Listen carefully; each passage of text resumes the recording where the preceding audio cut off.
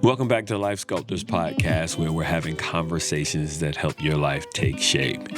I'm your host, Dante Poole, and I am excited about today's episode, where we begin a conversation about how to deal with your thoughts and emotions when things don't go as you had hoped or planned. It's a multi-episode conversation based on the book When Things Aren't Going Right, Go Left by Mark Colagiovanni and illustrated by Peter Reynolds. I think we ought to give it a read. One day, for no particular reason, nothing was going right. Absolutely, positively, nothing was going right. So I decided to go left. The first thing I did, I left behind my worries. Yep, I left them right there on the ground. They looked up at me and wondered, "Where are you going?" But I just smiled and waved goodbye. "Wait," they hollered. "Come back. What will happen to us?" I simply shrugged my shoulders. "You'll be fine." As I walked away, I thought, did I make the right choice? Should I go back and get them? Doubts crept in. So you know what I did? I left behind my doubts. Yep, I left them right there on the ground. They bellowed, "You're making a mistake." But I just gazed at the sky. They questioned, "Are you sure you're making the right decision?" "Absolutely," I declared. With my worries and doubts left behind, I could finally think clearly. I forged on until I came to a pool and a diving board I remembered all too well.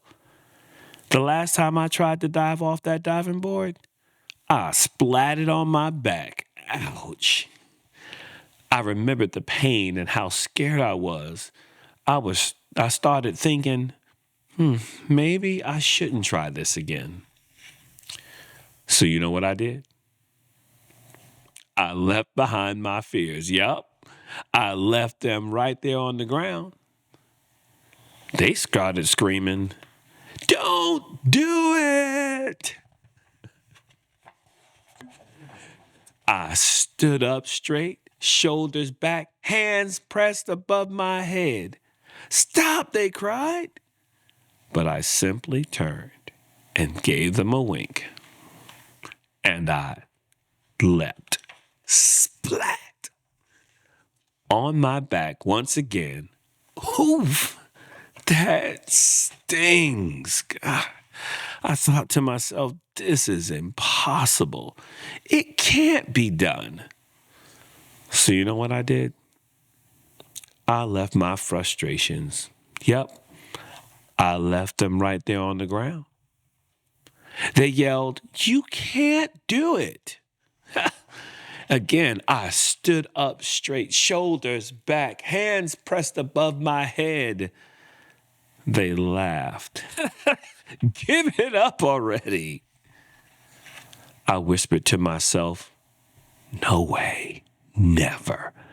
I leapt, feet together, toes pointed, legs straight. Perfect. I did it. I started to realize the more left I went, the more right I felt. So you know what I did? Yep, I kept going left. And before I knew it, everything was going right. As I walked home, I glanced at the ground and I noticed something that I did not expect. My frustrations were a lot smaller. My fears a lot quieter. My doubts a lot calmer. My worries practically gone. So I decided to pick them back up. And you know what? They felt lighter now. And they weren't so hard to handle anymore. And I realized it was okay to have them with me so long as I kept an eye on them and made sure that they didn't get too big or too loud or too overwhelming. But if they did, and I felt like nothing was going right again, then I'd simply go left. When life's burdens start to feel too heavy, don't be afraid to put them down for a while. The end. Can I just tell y'all, I'm just loving this so much. Like, y'all, I think we have given going left a bad rap. Like typically when somebody talks about going left, they're referring to times when things were going good and then they were not going so good. Like, or they were feeling good and then something happened and the result is them feeling mad or frustrated or disappointed. We experience some negative emotions when things go left. Oh my gosh. But let me tell you something. This character in the book, I think, is bringing to light something to us. He says one day, for no particular reason, nothing was going right. Absolutely, positively, nothing was going right. I believe we've all experienced in our lives when things just don't seem to be going right. But what does it mean for things to go right? The word right means justified, meaning that things are happening, have the grounds to happen. Like there's a reason behind. Like if it's right, if it's justified, it's like if I don't pay my bill and the lights get turned off. It's justifiable that the lights are turned off, right? If I don't put gas in my car and it runs out of gas, it's justifiable that the car eventually is going to stop running. I'm just saying that sometimes when we think about right, we think about what's justified, but we also think about what's acceptable, right? What is tolerable, what's pleasurable and welcomed. Sometimes it's that I'm willing to accept or take what is the least sufficient. You know, the least, like at the very least, like if I go to work, you ought to pay me. Right? I mean, I should get at least minimum wage, right? I should at least get something from this. I mean, if I call you, I at least expect you to listen to my voicemail if you don't answer the call, or send me a text message, or get me a reply. I mean, that's what's right. Like how often do we experience moments or seasons when it seems like there's no rhyme or reason, though, for the things that are happening to us? Like when life is not making sense, when things they're just not right. But I want to tell you that this is not an issue of morality, right? This is not about justice, right? But this, for me, is an issue of expectation. See, we experience a lot of negative emotions and thoughts when we expected something to happen and it doesn't. We might call it disappointment. Like every day of our lives, we're setting expectations, whether they're conscious or unconscious, whether they're communicated or not communicated. We're setting expectations because it helps us live our lives to set expectations. And expectations are like films in our minds, right? We picture how things are going to get played out. I mean, it engages all of our senses, right? It engages our sense of smell, our sense of taste, our hearing, and what we see. I mean, when we set expectations, it really engages us. Check this. How many times have you said, I just got a taste for something? Right? Sometimes it's ice cream, right? I got a taste for ice cream. And you know that in the fridge at home, there is some ice cream. And so you already begin to get your mouth set up for what that flavor is going to be and just the yummy goodness that's going to be in that bowl. And maybe you just eat it right out the carton with a spoon. You just know. Or maybe it's not at the house. It's at your favorite ice cream spot on the way home. You know you're going to pass that ice cream spot. And so you, on your way home, you pass by the ice cream spot and they're closed for renovations. You mean you didn't know there was not a sign that warned you. And so now you're struggling. You're like, man, but at least I got some ice cream at the house, right? And you get to the house and you open up the freezer. Lord, the ice cream is gone. Somebody has eaten the last of the ice cream. Yo, this happened to me recently. I had a taste for catfish. Oh my gosh. I could smell it. I could almost taste it. I could hear the catfish being fried in the grease. Girl, yes, right? And so I said, okay, I was out. I said, I'm going to stop by this place because I know they have catfish. And I'm going to go and I'm going to sit down and I'm going to eat this catfish. It's going to be great, right? I get to the restaurant. I sit down. The server comes over. She's like, what do you want to drink? I tell her what my drink preference is. And so she says, you need a moment. I said, yeah, let me look at the menu for a second because I wanted to make sure it was still on there. And as I'm looking, she walks away and I overhear another server and she says, I'm sorry, sir, to the other patron. We're out of catfish.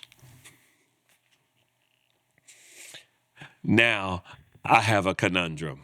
I got a taste for catfish. She just announced that there's no catfish left in the store. And I'm like, what restaurant runs out of catfish? Come on. It's only 12 noon. They ain't been selling catfish all day. I mean, and you know how you get in your mind, now you're fussing, right? It still didn't change the fact there's no catfish, right? So my server comes back and she says, oh, you ready to order? I was like, yeah, I thought I was ready, but I came for catfish and I heard the other server say there's no catfish. She says, well, I'll give you a moment because we got other things, right? We got scallops and shrimp and all these other things she tried to offer me. And so she walks away and I'm sitting there. And now I'm having this whole conversation. I'm trying to talk myself into something else that I don't have a taste for. And you know what I realize? Ain't no need of me doing that because I don't want it. And so I get up, I grab my things, and I am walking out of the restaurant. I'm done. I'm done. I get up, I walk out. The server says, are you coming back? I said, no, I'm not coming back. I wanted catfish. Y'all don't have any. She was like, do you want to take this drink to go? I was like, no. She said, I'm just going to pour it out. I was like, listen, where I'm at right now, you can just go ahead and pour that out because that ain't what I have a taste for. So I leave and I go find another place that has the catfish and I sit and I enjoy what I had a taste for. Y'all. We set expectations for things, and when they don't come to pass, when they don't happen the way we expected them to happen, we go through changes. But even more, like, what do you think is like when your expectation is not expressed? What happens when it's unconscious? What do you do when you have an expectation and no one even knows you want it? Can I just put a side note right here? Like sometimes we expect others to give us what we have not communicated to them.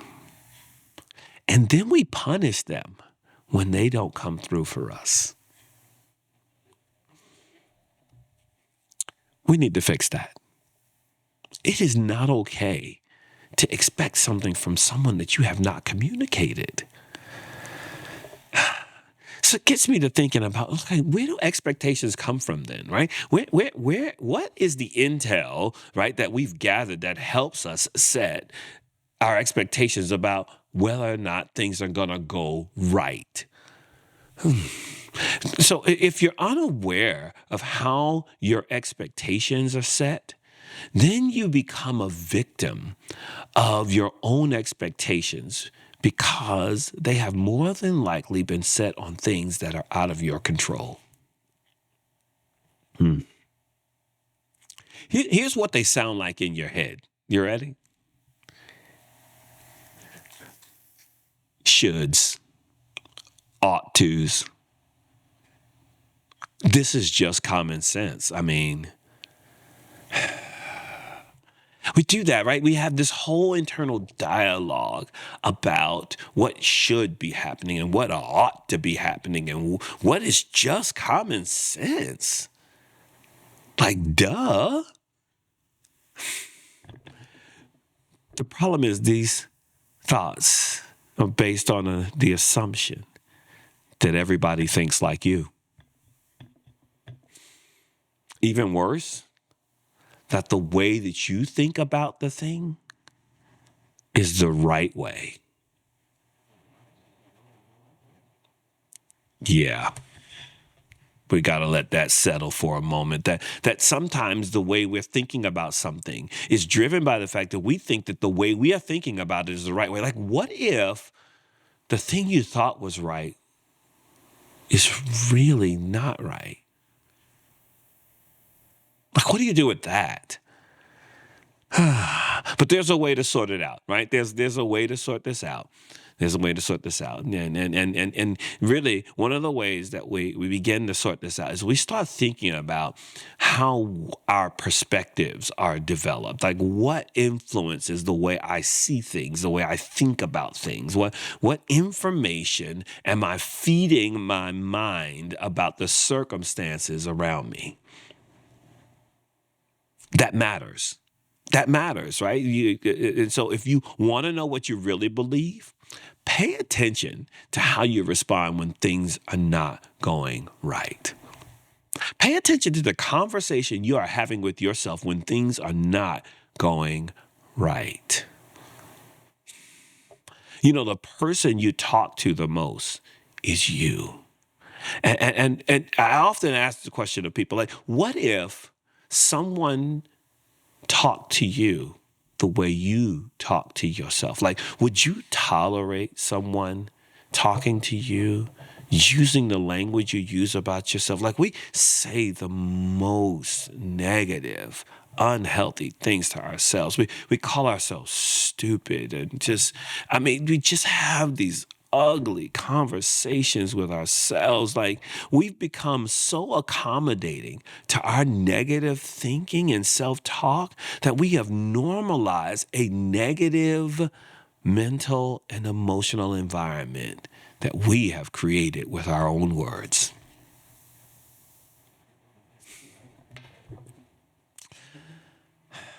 We don't like messy homes, right? Like, Michael, most people like to keep a clean home. Like, we just want to, I mean, I'm not talking about everybody has the same level of cleanliness. That's not one. But to some level, we like our houses to be in some sort of order, right?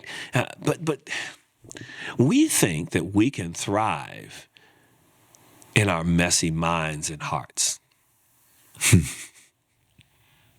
Like, how we process things that are happening in our lives is so important to how we land with those things, how we land with our perception about those things. And so our thinking and our feelings can be far more fragile than we are willing to admit.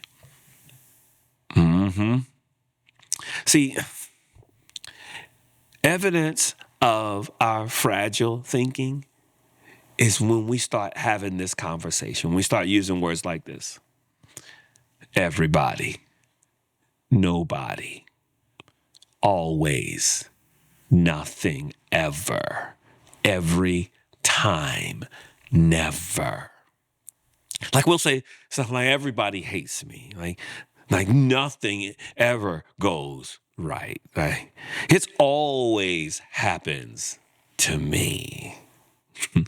We're like the character in the book, right? Absolutely, positively, nothing is going right. So the first thing that we got to do if we're going to sort this out, is we have to stop allowing our thoughts and feelings to go wherever they want to. What? You are not at the mercy of your thoughts and feelings. Yes, yes, yes. I'm going to say it again. You are not at the mercy of your thoughts and feelings. In other words, if you don't direct them, they will direct you. And you'll end up in spaces and places that you didn't want to, that you didn't plan to, that are beyond your expectations, maybe even below your expectations. And so changing directions in your thinking can make a world of difference. So I love this book, right? The character in the book says, hey, nothing's going right. You know what I'm going to do? I'm going to go left. I'm going to change the direction of my thinking so that I can get to a better place. And sometimes you just have to put down the emotional and mental baggage you've been carrying. Baggage. We carry with us so much baggage from what happened before, what's happening now, what we anticipate happening. We are carrying all of this baggage. And I'm just telling you, we are hoarders. We hoard things. We hoard people. We hoard negative thoughts and emotions.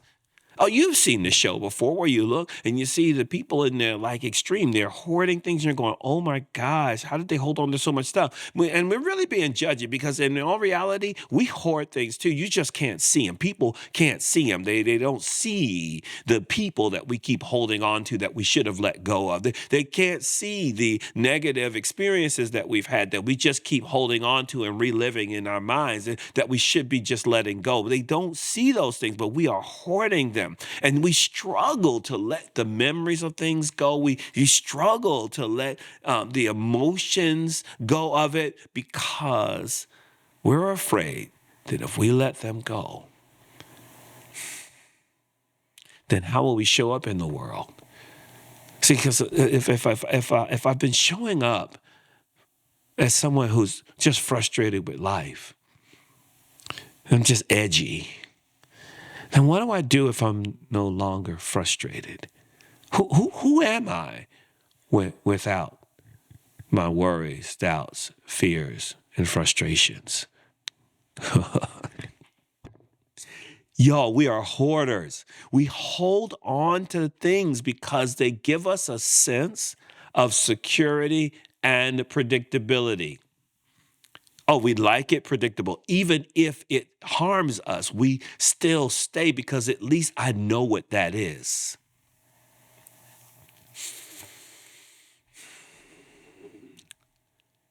I just want to tell you that your hoarding of thoughts and emotions, they're cluttering you internally. So much so that it's impacting your ability to see the world and yourself clearly. I need you to go left. Like for real, I need you to go left, and this will require that you put some things down. The character in the book, the first thing that he puts down is worries. Yep, worries. There's a picture in the book of the character. He's got this box on his head, and it's a wooden crate, and it is labeled fragile. And in that crate, resting on his head, are his worries. To worry, it means to ask the question, what will happen to me? It is to listen. Y'all ready? When I worry, what I'm doing is I'm allowing my own mind to harass me about actual or potential problems or difficulties. Y'all, worry is self-harassment. Like, I would not put up with the harassment of someone else, but I harass myself all the time when I worry about things, when I rehearse the negative outcomes that might happen or that could happen or that may have occurred. Oh my gosh. You telling me that we harass ourselves? Ah, yeah, that's what we do. That's what we do. And so it creates this pressure, right? It creates this pressure and we have to balance it on our heads and it impedes our vision. It keeps us from being able to turn and see the other possibilities. It comes from a Greek word that means to strangle.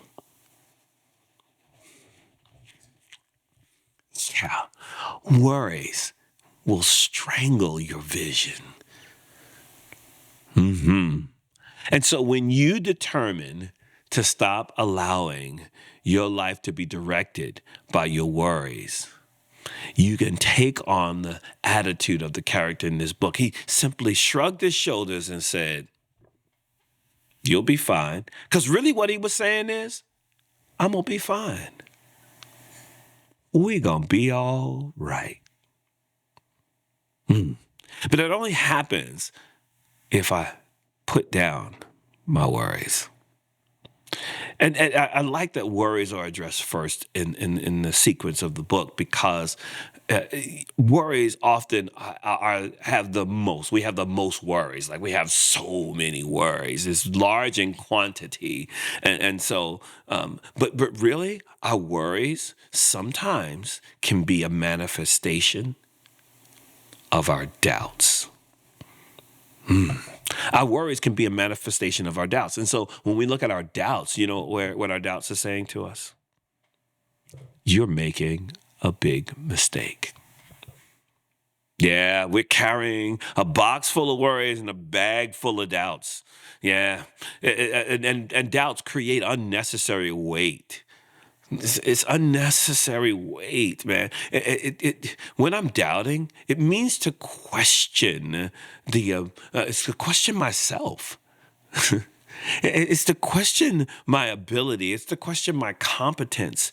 It's to question what I believe. But it's also to question what is true and what is truthful, but also what is trustworthy. That our doubts are a question of trustworthiness of someone or something. Like, can I trust this?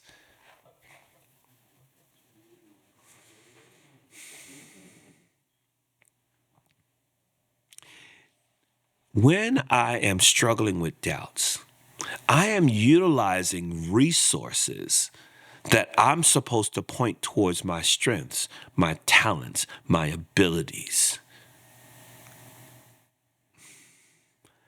I'm supposed to point these resources towards what I know. And doubt causes me to misallocate them to negative thinking and negative emotions. And you know what it does? Doubts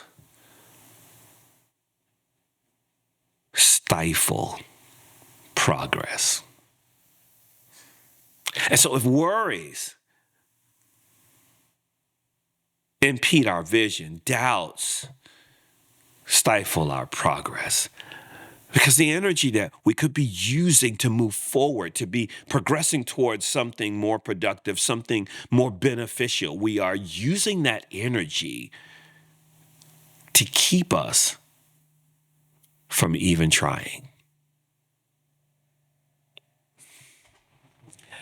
Oh my goodness.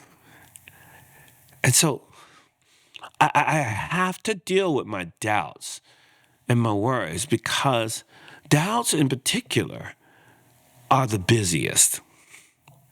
They are the busiest. So if worries are the biggest, doubts are the busiest. Man, they keep us from the courage needed to go in the direction of health, to go in the direction of healing, to go in the direction of hope. Our doubts get in the way of us being great. And so if I learn to put my doubts and my worries down, then I begin to think more clearly. I began to think more clearly.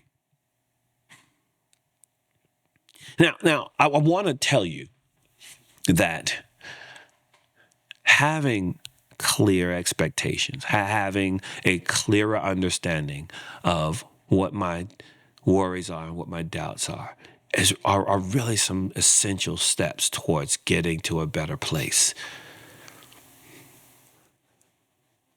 And in our next episode, we're going to explore what it means to deal with our fears, to deal with our frustrations. And we're going to have this conversation about self-regulation. Self-regulation, it's the ability to navigate the environment by managing my thoughts and emotions effectively. Yep, we're going to talk about that because it's so important. Because this is really an issue of self-regulation. It's about how I manage me. And when we're so busy trying to control other people that we don't do a great job of managing our own selves. And so as you're going through the days, you're going through life, when life is lifing and things just don't seem to be going right, just go left. And remember, as I always tell you, that no matter what happens, you're enough. You're enough. Hey, again, I'm Dante Poole. This is your Life Sculptors episode. I can't wait for episode to follow this one where we talk about fears and frustrations and self-regulation. And so I'll see you next time. And do me a favor. Like, subscribe, and share. Have a good one, y'all.